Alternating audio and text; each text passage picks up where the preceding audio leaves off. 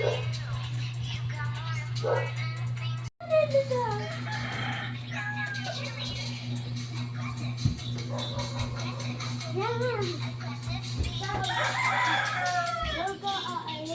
ka lang, sabi mo. Kailangan ko kasi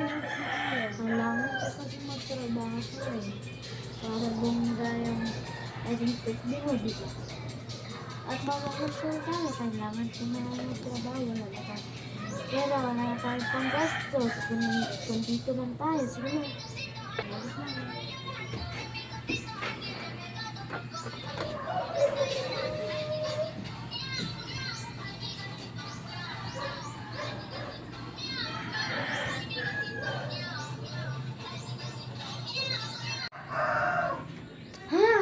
Ano ba yan?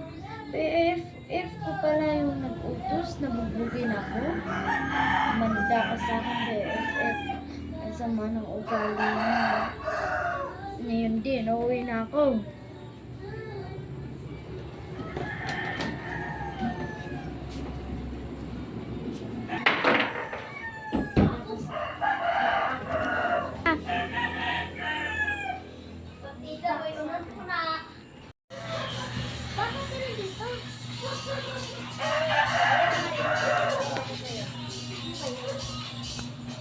Napakadaya mo naman,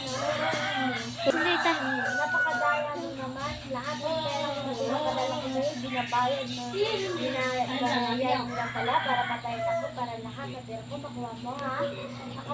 Napakadaya mo. Napakadaya mo. No, just like the wind. Napakadaya mo.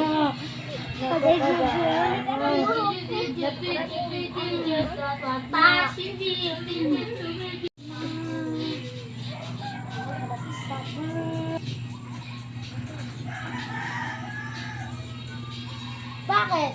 Patitigilin mo ako, ha? Di ba kasalanan mo naman? Timplay ko! Di ba? Kasi ang dami mo ng pera. Tapos ako, wala naman akong pera. Pero lahat ng pera ko, pinapadala ko sa'yo, di ba?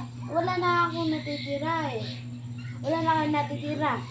Kahit pamasahe ko, nagtatrabaho na ako para magpamasahe ako uwi. Dahil lahat ng sahod ko, binibigay ko sa'yo. Tapos ganito mo lang, ganito pala ang gagawin mo sa akin. Ganito ang pagtrato mo sa akin.